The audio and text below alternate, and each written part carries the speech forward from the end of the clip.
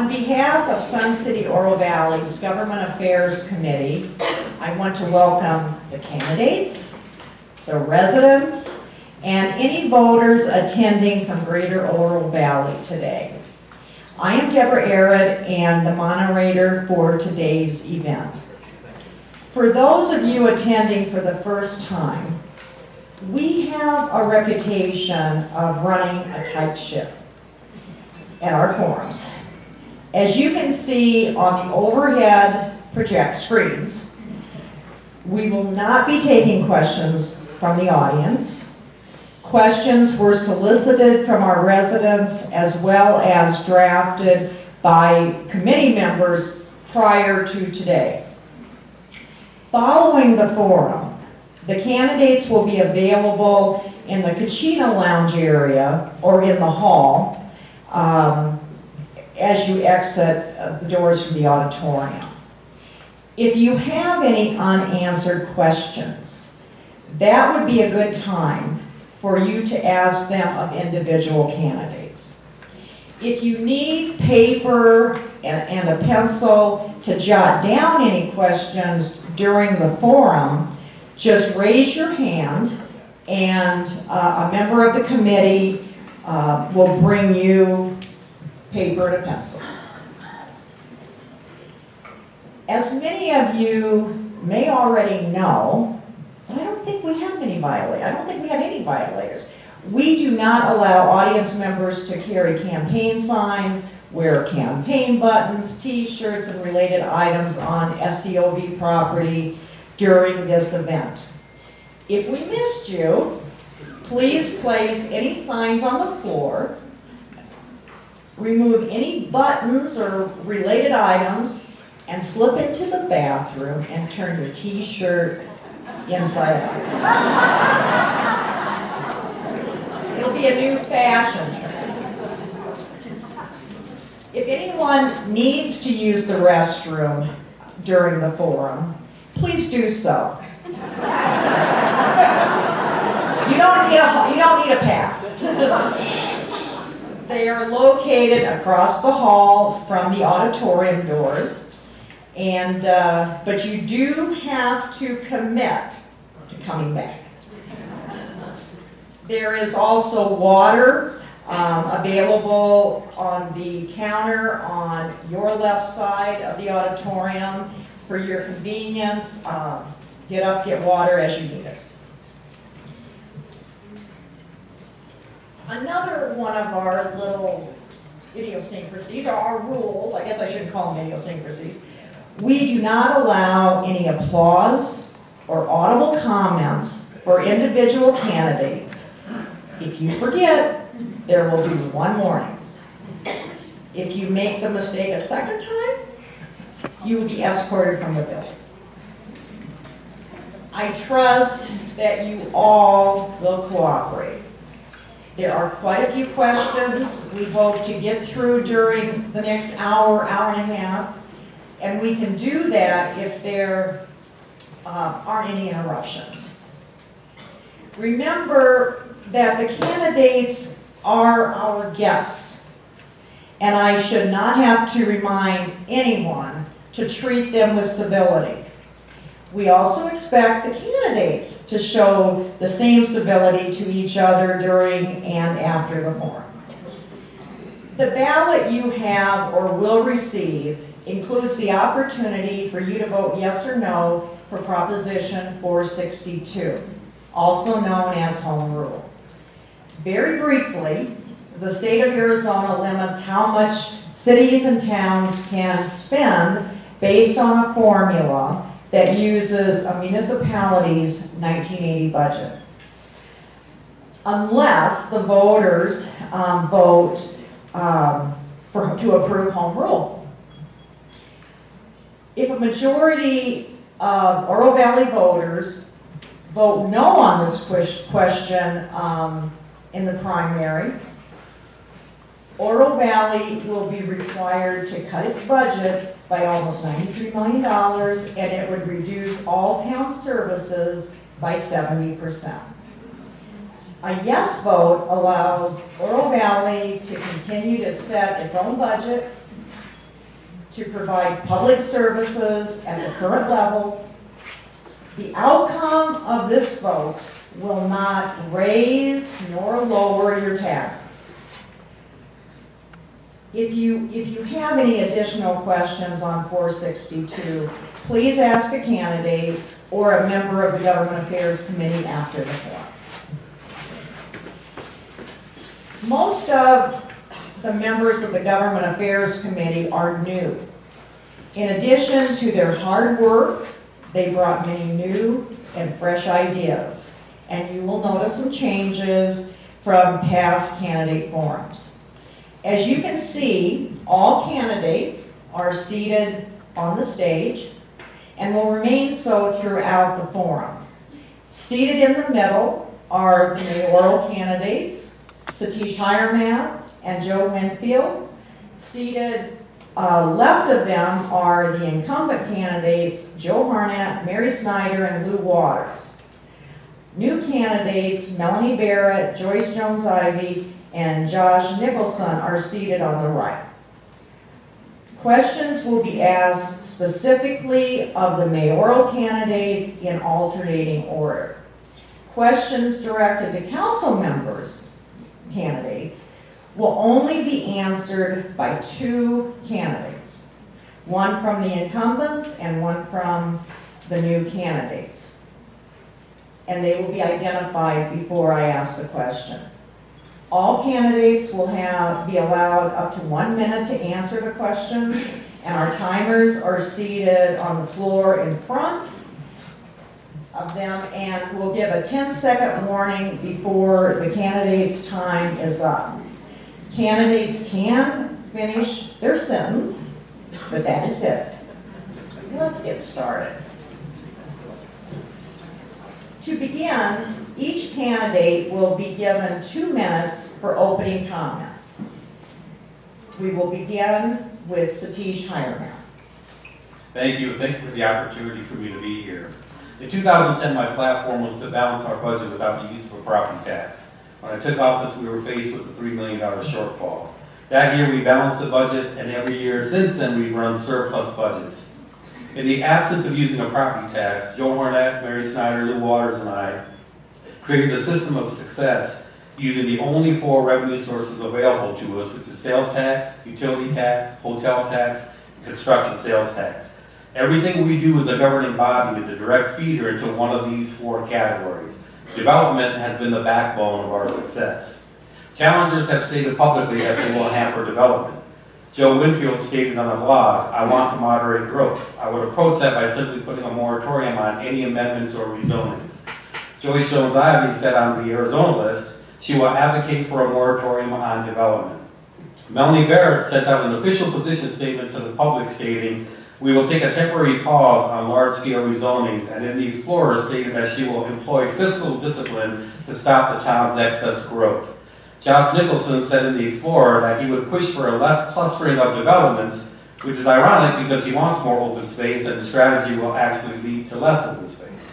In recent days, they have backtracked and said that these statements are not true. You will find all of them with the exception of Joyce Jones-Ivy's, as she has since taken her moratorium line out on the Arizona list. The reason that this is so dangerous for you is that your favorite doctor, your favorite dentist, restaurant, or place to shop is in danger of being lost. This is not drama, this is real. The Let's Hamper Development strategy has been tried all the way until 2010. It didn't work. We had little development, less services, less restaurants, less retails, less doctor's office, a $3 million deficit, figuring out how to fund our roads, and most importantly, how we were going to fund our public safety, which is in serious jeopardy. Giving the challengers your vote will almost guarantee that we will go down that same path. Joe Winfield. I'm Joe Winfield, and I intend to be your next mayor. I appreciate the individuals who've helped organize this event.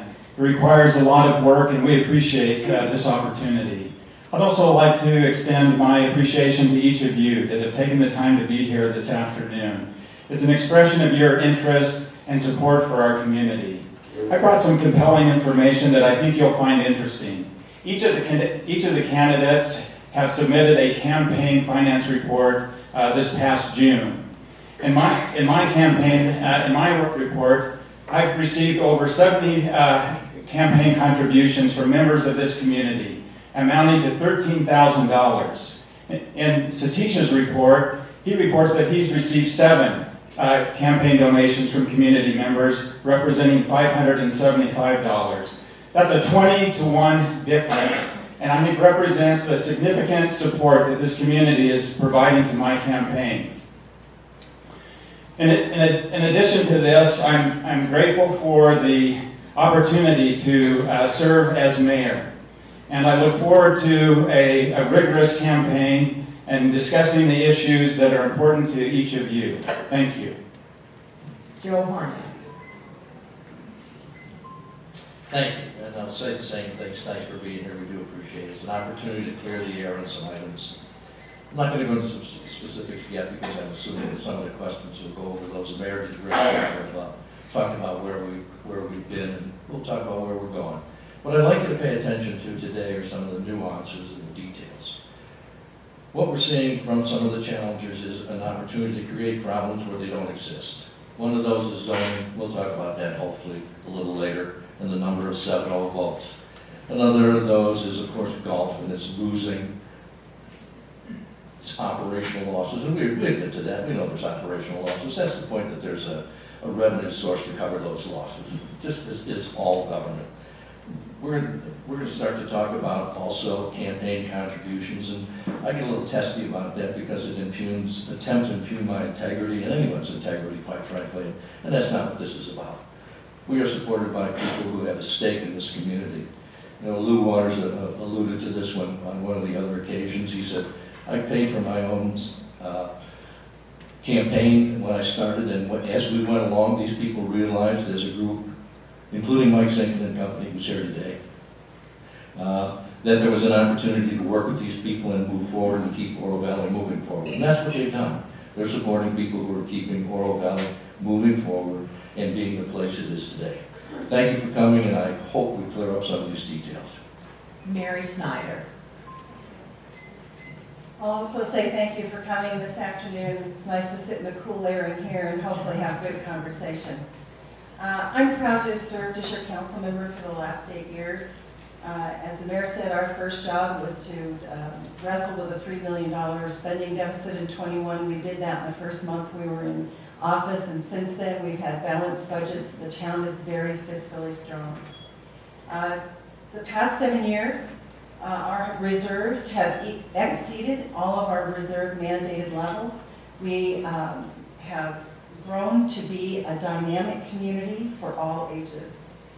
The incumbents and the challengers have different visions for the town of Oro Valley, and that's what we'll investigate together today. What is alarming to me is the amount of misinformation that's been put out into the community for the past 2 years. And a lot of that revolves around the fiscal status of the town's community center. And in fact, that community center budget, the expenses equaled revenues as of June 30th. We'll talk more about that.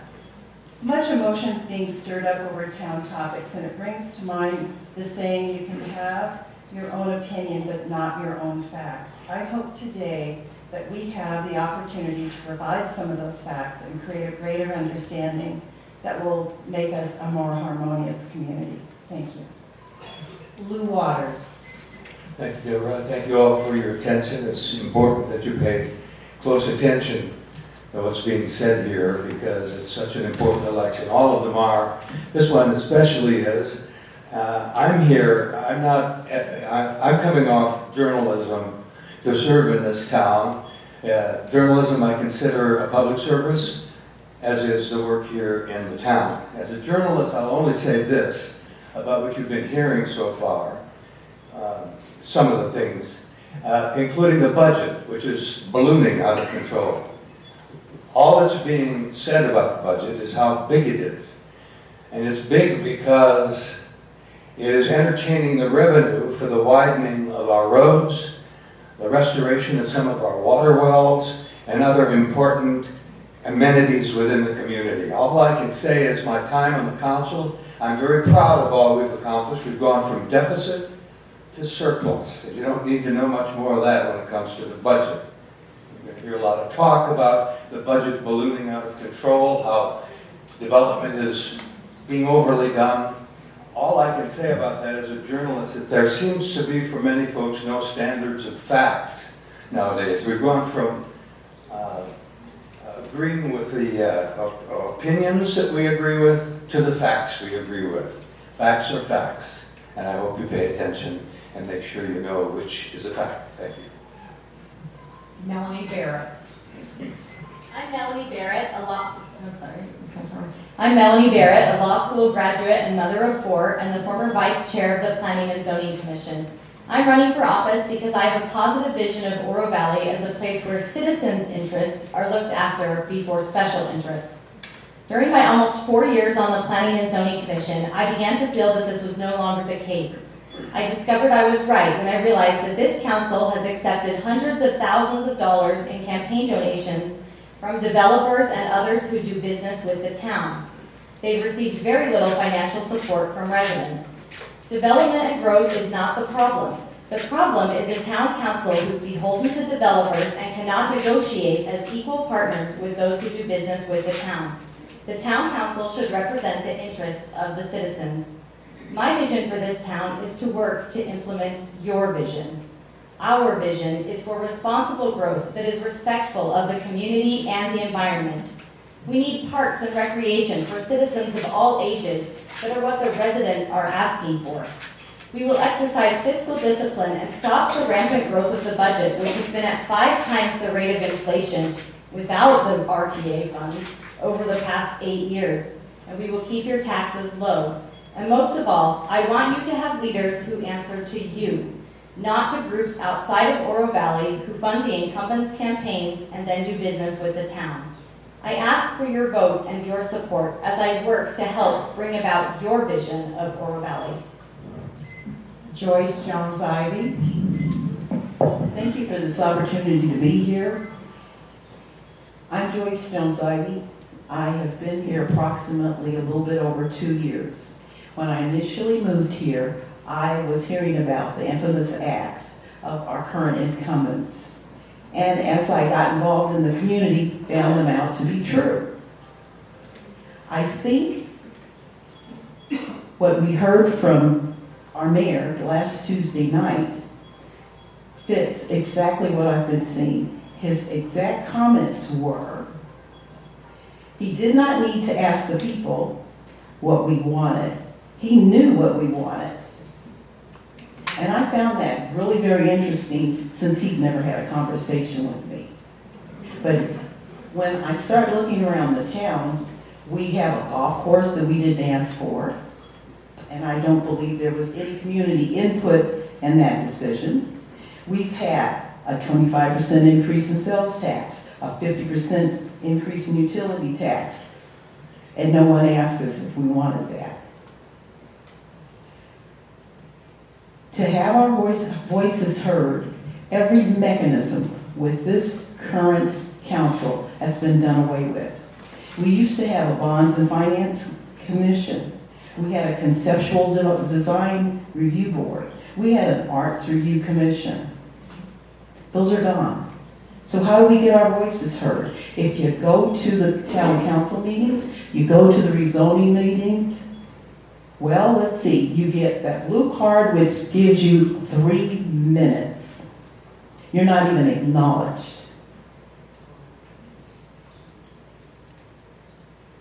If you voice, I disagree, you're treated rudely and crudely. That's not what I want for town leadership. Josh Nicholson. Good afternoon, everyone. I'm Josh Nicholson, and I want to start off the night